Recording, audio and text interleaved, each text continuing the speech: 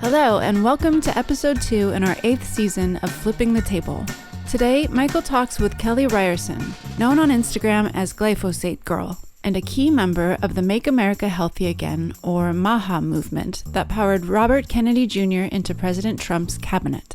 They will explore Kelly's story of awakening to glyphosate dangers, her political activism, and her perspective on what MAHA will do now given the controversial herbicide's presidential protections. Given Kelly's insights and MAHA's ostensible role in helping to shape current food policy, we trust you will find today's show thought-provoking. Enjoy the show. As some may remember, I'm writing a book, the manuscript for which is nearly done. It is about the history, the leaders, and organizations working to accelerate the food system's evolution to make it more healthy, resilient, and equitable. So I have a deep interest in what I call the many streams of that movement. That includes the drive for food justice, regenerative agriculture, and local food systems. My guest today, Kelly Ryerson, is a member of one of the most intriguing streams, and certainly the newest. It is called Make America Healthy Again, or MAHA. MAHA has been making news since Robert F. Kennedy Jr. became its leader, when he left the Democratic Party to become an independent, injecting his health freedom agenda into Trump's MAGA agenda. This merger brought Trump millions of votes, helping him to secure the presidency. And this won Kennedy his role as Secretary of Health and Human Services, placing him in a position to help the loosely organized MAHA coalition influence food policy because his department appoints the leadership of the Food and Drug Administration. It also allows him to engage and influence USDA's leadership. Kelly will tell us much more about MAHA, but let me simply point out that among its original goals was banning toxic pesticide use in agriculture, along with other additives and chemicals from our food supply.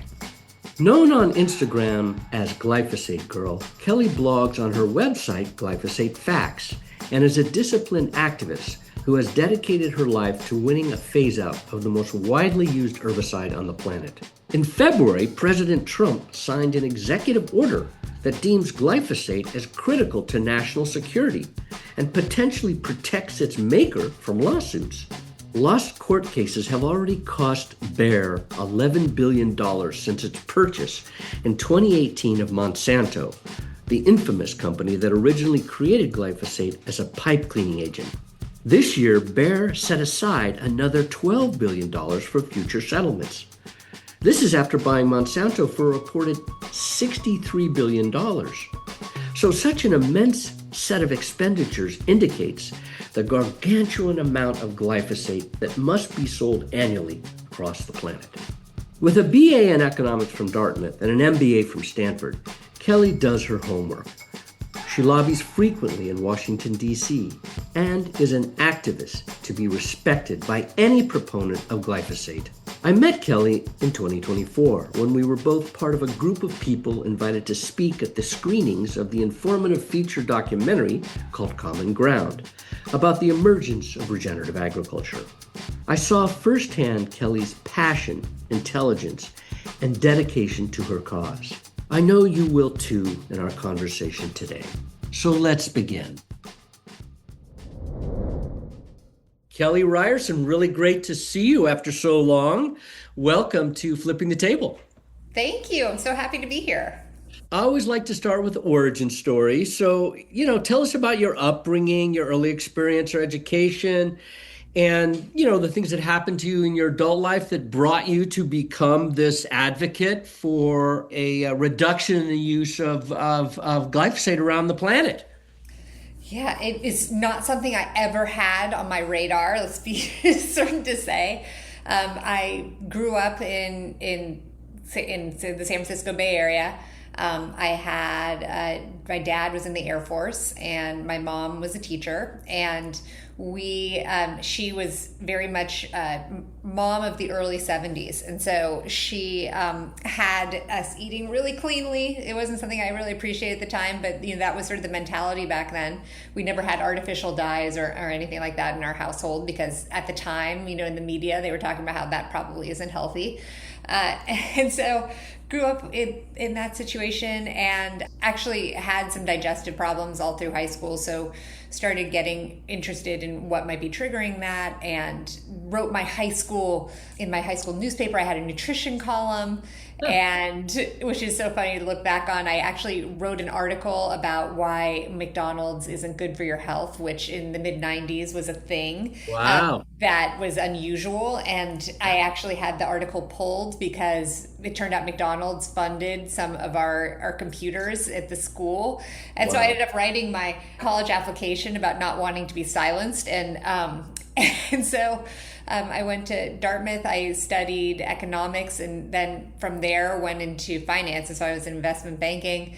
And I always had this really great interest in actually space travel and privatizing the space industry. And so I had studied physics and astronomy and worked as a space camp counselor, and then later went and worked for NASA in the commercialization office to try and figure out how we can basically do what Elon Musk does now.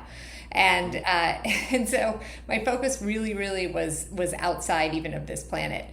And so I had my 2 kids, was living in San Francisco, and in a very gradual way started losing my health in my mid-30s. And there was really no particular reason why all these things were happening from the standpoint of looking at my lab. So going to the doctor didn't really reveal much. So I was having exhaustion, severe exhaustion and rashes, and my eyesight was going. I had digestive problems. I had neuropathy and heart palpitations. Just my body really was it was so extreme that it got to a point where I wasn't able to walk anymore because my exhaustion was that much.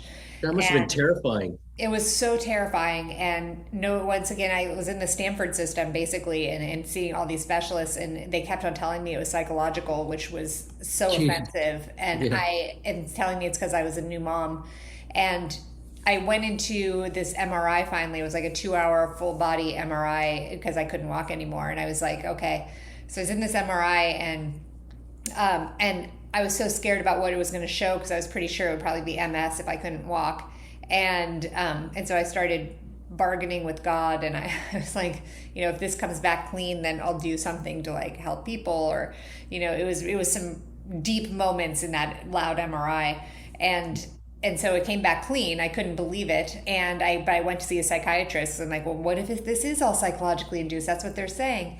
He ran the first blood work for me, and it showed that actually tested vitamins, and it showed I was entirely nutrient deficient. So I had no B12, my D was 0, my vitamin C was 0, my thiamine was negligible. So I had scurvy. I mean, I was such a third world person of starvation, effectively. And so from that point, I was like, okay, something really needs to change. A new doctor told me to try and give up gluten, and maybe that would make things better. And it did. And then I got really deeply into the gluten sensitivity world and went to a conference at Columbia where they were talking about gluten sensitivity and celiac disease.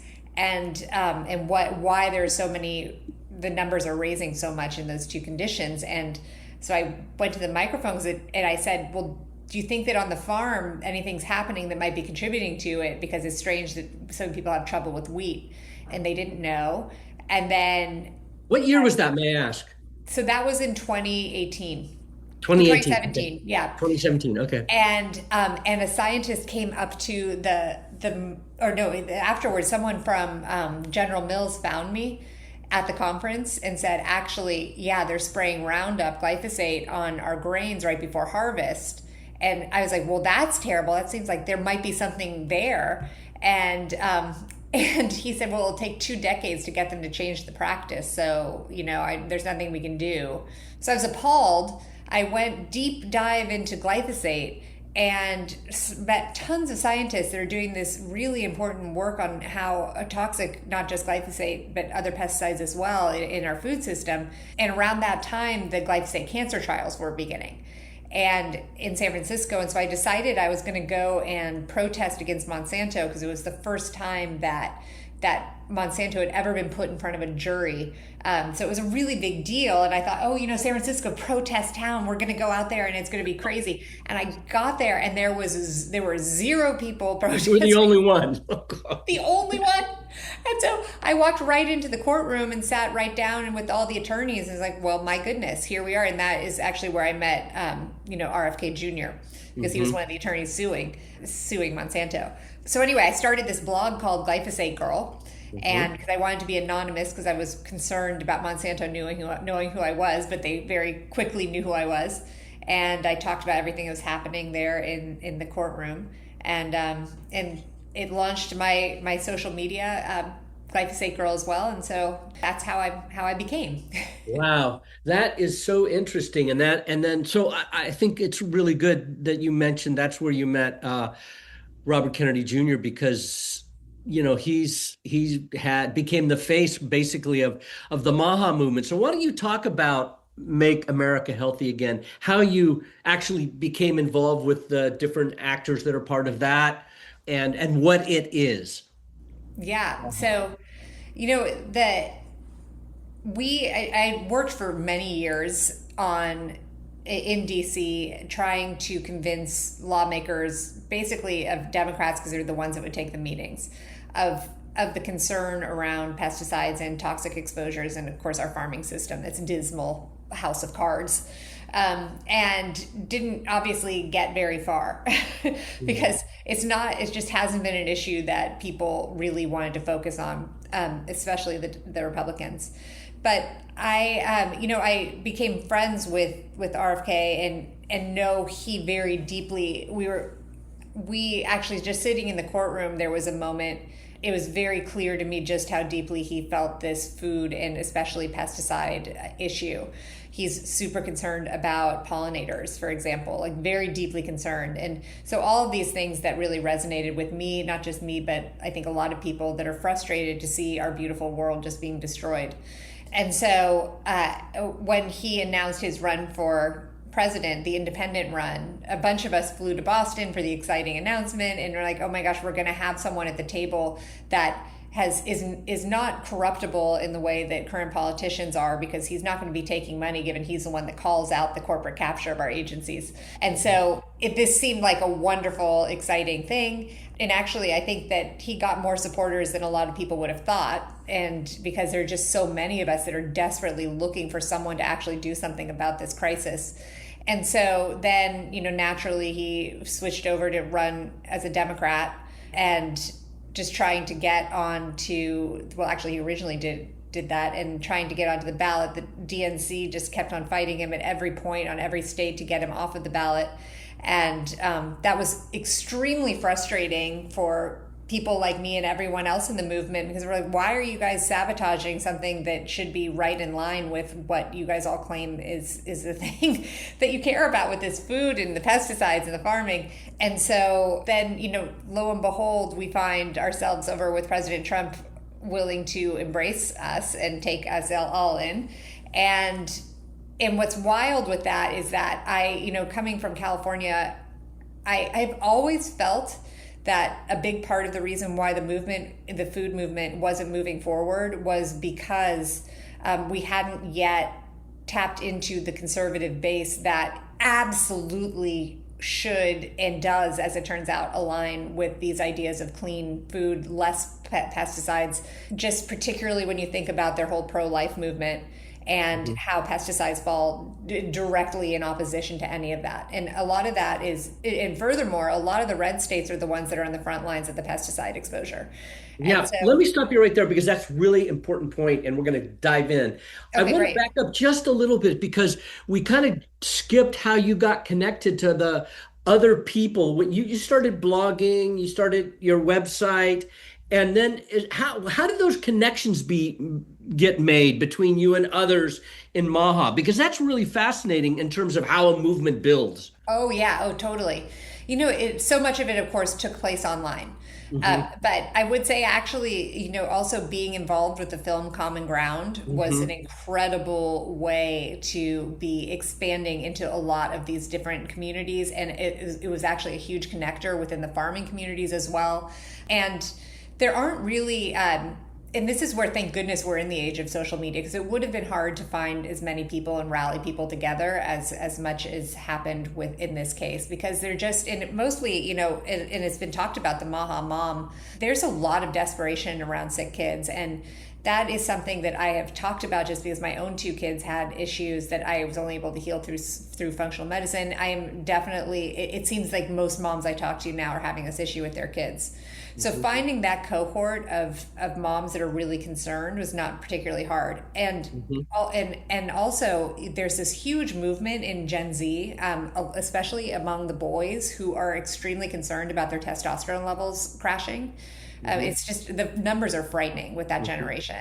And so then tapping and realizing that we have something in common with that young bro culture that is very focused on, they're eating super cleanly, they're drinking out of glass bottles, that type of thing. And finding those people, and finding Joe Rogan coming into the picture, and Jillian Michaels, and all those wellness and the biohackers joining on too, and finding this surprising coalition that actually totally makes sense in numbers. And really that was happening through social media. We hope you're enjoying this conversation of Flipping the Table. Please subscribe to this podcast and write us a brief review and give us a rating. These help us to improve the show and to build our audience. More listeners will help grow the movement to make food and farming solutions to many environmental, health, and social problems we face. It's easy. Please subscribe, review, and rate. Now back to the conversation. So let's go back now to what you were just saying about this link up, because we see the same thing. There's this merger, kind of the left and right merging around food systems and healthy food and all of that. And so you mentioned that the farming community is the place most impacted by all these pesticides, and the cancer rates in these states are very high and linked obviously to all the chemicals in their environments. That got Kennedy into the Trump world. And then what's happened since? So you guys began to engage him, right, when he became secretary of the Health and Human Services Agency. Oh, yeah. Yeah. And once again, and I didn't really connect all that directly with a lot of this, the conservative constituency until this point. And I am just, truthfully, I just have to say, I am thrilled and excited to see the momentum. I'm like, oh my gosh, are we at a tipping point? I think that's where we are at this moment, because now you have both sides, both constituent sides, just shouting this out about that we're really concerned. And just to your point too, just a personal anecdote about the red states, I have family in rural North Carolina, and it's former tobacco fields that were all sprayed.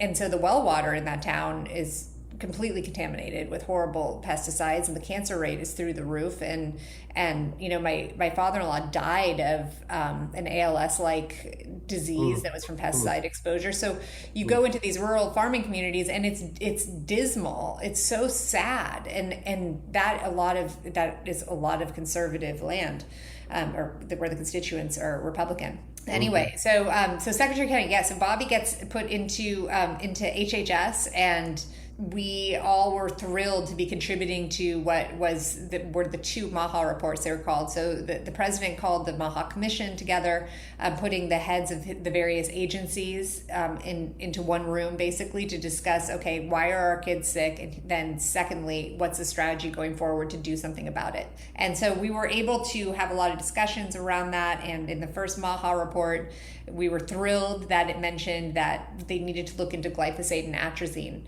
as two big problems, which are the two most used herbicides in the country. And by the time the second strategy report came out 3 months later, those had disappeared, and there was no longer concern about pesticides, specifically because the Farm Bureau called up to the White House and said, no, this can't happen. So USDA had used their cards to change it. That's right.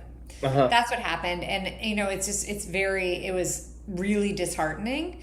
But I would say even more than that. So the Secretary Kennedy moves forward on the processed foods, and that's been a really exciting thing. And of course, those of us in the food world know that if you start cracking down the processed foods, it's going to put less demand for the GMOs, and so that's sort of a roundabout way.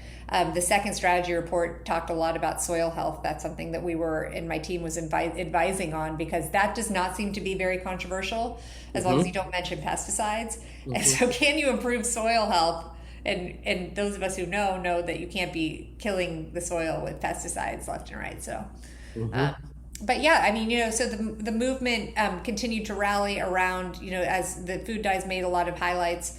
But it definitely goes much farther than that. And it's been interesting to watch how much leeway really has been given to push back on big food versus, say, big ag specifically. Like, there's been a lot more backup behind pushing against big food than pesticides. Yeah. So let me stop you there, because that's interesting, because there is a difference there, right? I mean, the agrarian communities of the country that vote very much for the Republican Party is where the farms are. And so there's probably some real care about trying not to upset them too much. And that's not going that well, given tariffs and all that other stuff. But there's a problem there. But I want to get into, so you've described how taking on big food is kind of a roundabout way to deal with some of these, what you care about most, which is the pesticide issue.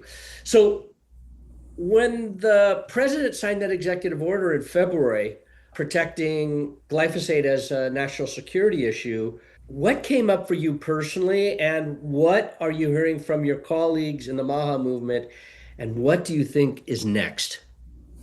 So that executive order blew my mind, mostly because I actually understand that glyphosate, you can't pull glyphosate away immediately, because that actually would be catastrophic to a lot of our farmers. But there are a lot of things around that should be done that would get people off of glyphosate. But over time. But the thought that there was any need to do something as dramatic as an executive order, specifically with the pesticide that is the banner pesticide for MAHA, was so offensive and so directed at us that it really just, it blew up a bomb basically in our community. And I am still somewhat in shock, because even if that, and this is the way I think of it, if glyphosate is that important, okay, and I would say right now we are dependent on it, there was no need to do an executive order to double down on the importance of glyphosate. That could have been done very quietly, and this instead, what it was a signal over to Congress that was right then negotiating the Farm Bill and the pesticide liability shields that they're putting into there. It was a signal to the Supreme Court that they hope that the Supreme Court comes out in favor of Bayer with the cancer cases coming up. And it was just a really huge slap in the face that I'm not sure that the administration can come back from. I mean, it would just take something so huge that's pro-MAHA anti-pesticide to do anything about it. I mean, this puts RFK in a tough position with you all. Are you guys having conversations with him or his department and getting any sense of what might be done at that level? So he is unable to touch anything with pesticides, is what we've learned. Like, I think that he was specifically carved out of any of those discussions, particularly since he's been, he talks about Rachel Carson any chance he gets. Right. So he, clearly the EPA is struggling. I actually started a petition in November to have Lee Zeldin, who's head of the EPA, removed because of all the poor decisions that were coming out of that office. And it landed us with, I got to meet with him and with other senior members of the EPA. Now, I had been very outwardly critical of all the lobbyists that work at the EPA that have been hired into these senior positions, so they were not in attendance at that meeting. And but it is so incredibly stacked over there, and it's just so distressing. And and similarly over at the USDA, where the Soybean Association, it's sort of like status quo with that, but it feels especially bad, maybe just because Secretary Rollins has repeatedly said she's a MAHA mom. And so to see just the lack of enthusiasm for moving us towards a non-toxic food system is just so disheartening. But I will say that people, though, the MAHA, we in MAHA are not sitting around blaming Kennedy for this just because it's not in his purview, because we know if he were head of the EPA, it would be a different story. Yeah, I think that's probably true. So you said something important. You said you don't think that the administration can come back from this with the MAHA moms and the MAHA movement. Do you have plans as a movement to become involved in the midterms or in future elections, or are you staying away from that? What are your thoughts? I mean, you've got actually I jumped. I'd be really interested to hear what your experience of Zeldin was like. And if you've met Rollins, what you think. I mean, are those conversations interesting? Do you hear anything in them that gives you encouragement, or is it not that way? With Zeldin, I actually felt, and I think that this must be true of all political appointees to these specialty places. I think that Kennedy is unusual in that he's really thought a lot about health and food, and so that kind of makes sense. He sort of came in with an opinion. My sense with both Zeldin and Rollins is that they didn't have background in agriculture or chemicals, and so whatever their intention is, they're at the mercy of whoever's around them. And my feeling with Lee Zeldin was that actually he seems like a well-intentioned guy that actually had some record when he was in Congress of regulating PFAS. And in the discussion, it seemed like he maybe had recently learned things about how pesticides were used. Like he said, do you know pesticides are used in organic farming? And I was like, I do know, but they're different pesticides. And so my feeling is very much that the buck stops with him presumably, but I actually think it stops at the White House. And I think that the people that were appointed there had no business being appointed. So the discussion was very fruitful, and it was an hour-long discussion of specific points that we would like to have made. It was like, don't bring back dicamba, and then what happens? Dicamba comes back.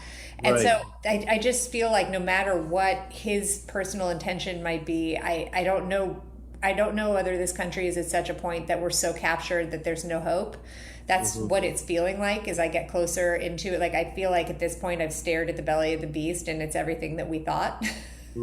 Where it just is using our politicians as puppets. I mean, So it's really about corporate capture. It's about corporate capture. It's just 100% corporate capture. I don't think any of these people are particularly evil. Although I don't know, some of the lobbyists that come in and are willingly pushing forward to move forward carcinogens and endocrine disruptors, I do wonder about them. The lobbyists. Well, then maybe they don't believe it. Maybe they don't believe They might not believe it. It could be cognitive dissonance is just, not willing to accept. And actually in some cases when people, because you go and you probably know this, you talk to some farmers and they don't believe that they're getting sick from the pesticides. Like they don't think that can be. And whether or not they don't want to know or they really don't believe, I don't know.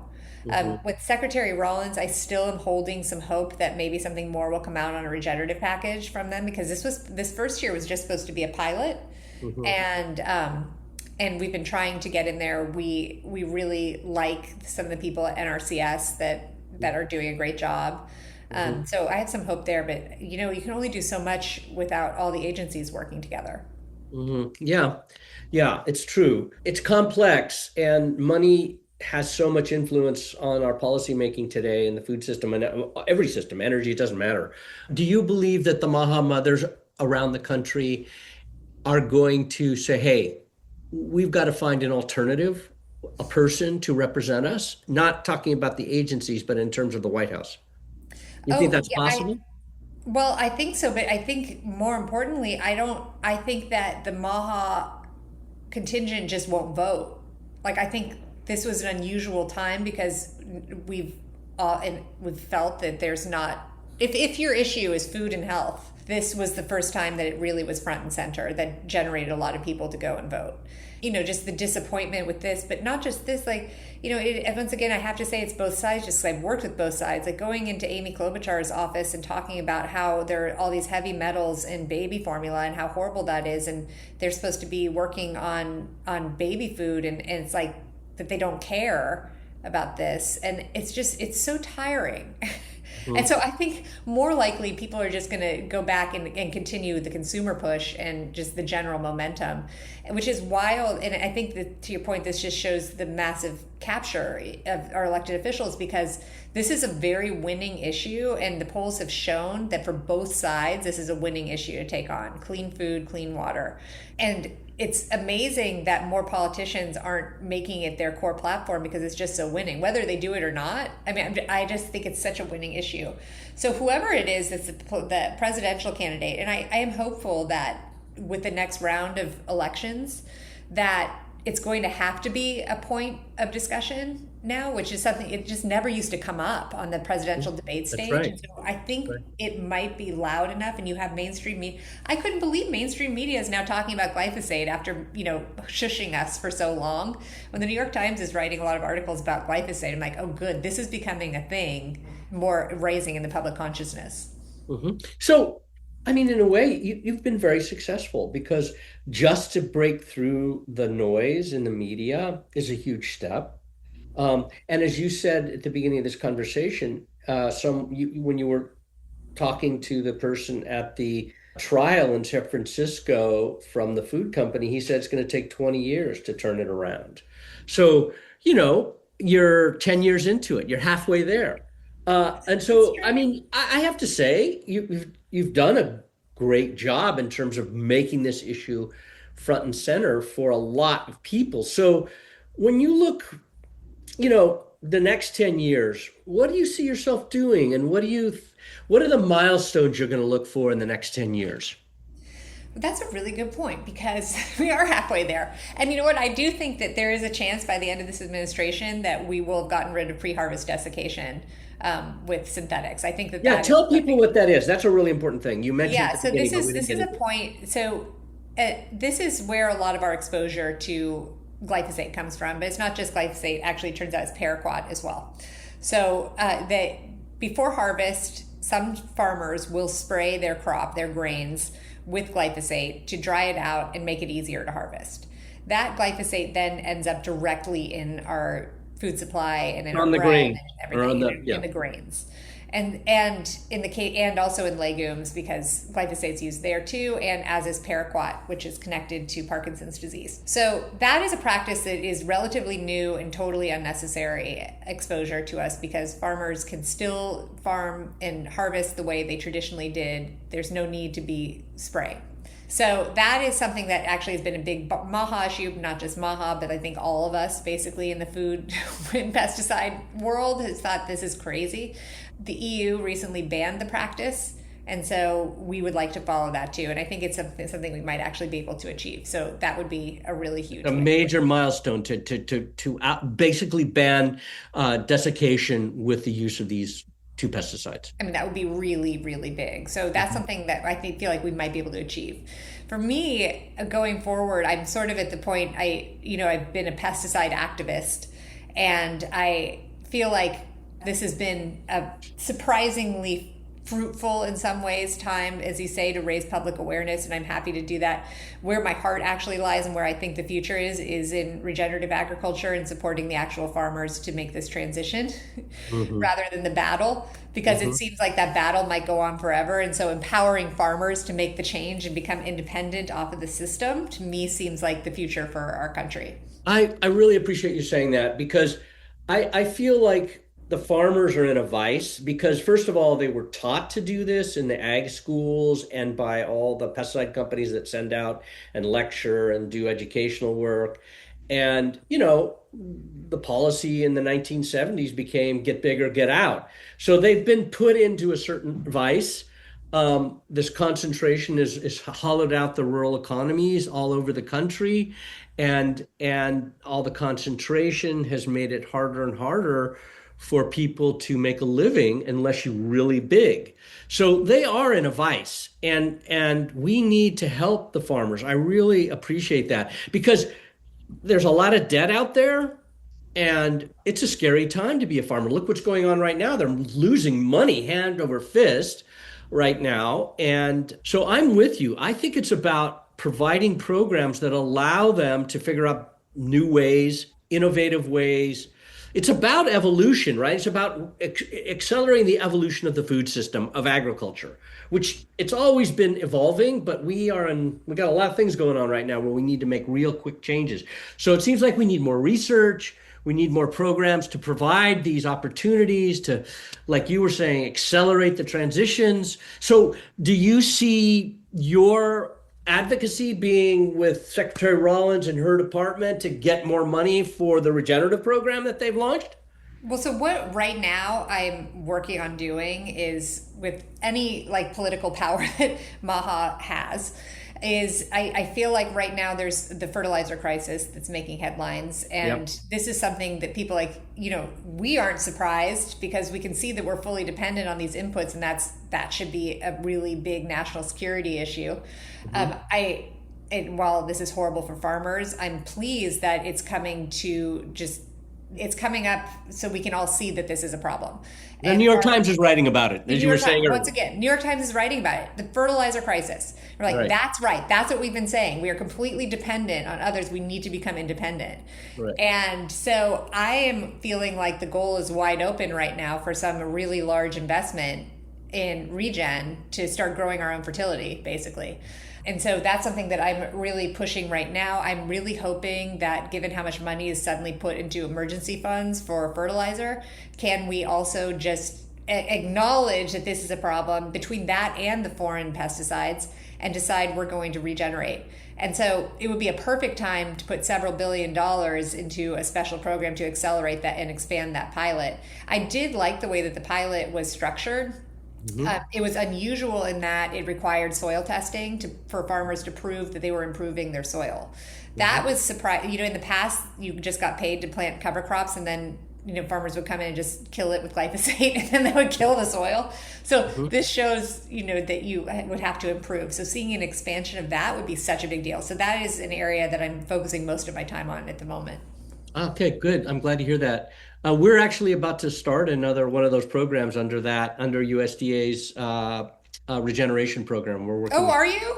Yeah, to promote regenerative ranching to beef and bison producers. Oh, amazing. Yeah, so I'm really excited about that, and I'll keep you posted on that. And we're also launching a campaign called Vote for Your Food, which is not just about ballots. You can vote with your time, you can vote with your feet, you can vote with your dollars. So we're going to be launching a national campaign to promote the idea of right and left coming together around the food system. And I'd love to call on you when we do some things in the East and in California and the Midwest. It'd be lovely to have you participate and talk about what you've learned over the since 2017, doing this work and working with right and left. It's so important.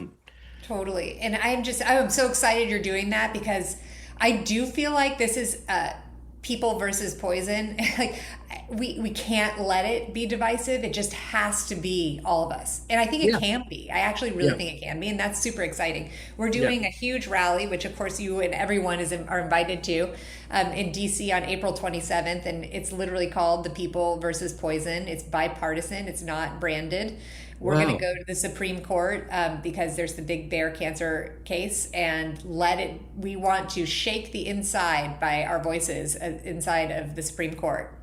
So we're really excited. It's going to be all the usual people that have been working on this issue, and MAHA and everyone. And I'm hoping that that's the beginning of this real unification that just carries forward on both sides. Well, it turns out I'm going to I'll be coming north out of Atlanta. I'm going to go down and see Will Harris in Georgia, and then I'm going to see Mary Berry in Kentucky. On my way back, which is on the 26th, I'll come to DC and join you guys. Yay, perfect. You can come. Yeah, That's awesome. Yeah, that is exciting to know. Okay, I didn't know about this. So April 27 in DC. Invite anyone who's listening to come, a place where we can bring the rural communities, the urban communities, right and left, people that love the food system, love farming, want healthy food, can all come together at that time. That is a fabulous idea. And will there be speeches and all that? Yep, we're going to set up a small stage in front of the Supreme Court. Right. Media's coming. And there'll be people giving speeches, and I think we're going to have a few Congress people speaking too from both sides about the importance of this. And I think will Shelley Pingree be there? Do you think? Oh, she definitely will be there. Good. Good. She's Great. such a great champion. Yeah. She's so funny too because she said, "I know exactly who MAHA is because they're all in my district in Maine." That's right. That's right. Yeah. That's fabulous. Well, Kelly, I want to thank you for your dedication to this field, your really clear communication, ability to communicate, and the network you've built, the work you're doing. This has really been informative. I think a lot of people that listen to this podcast have been very interested in what MAHA's doing and how it emerged and where it's going to go. So you've done a good job describing that. And I look forward to connecting with you in April. That's right. Great. Thanks for having me. We hope you enjoyed the show. Please share it with your friends and listen to our next monthly episode of Flipping the Table, hosted by Roots of Change, a program of the Public Health Institute, a nonprofit organization dedicated to building a healthier world.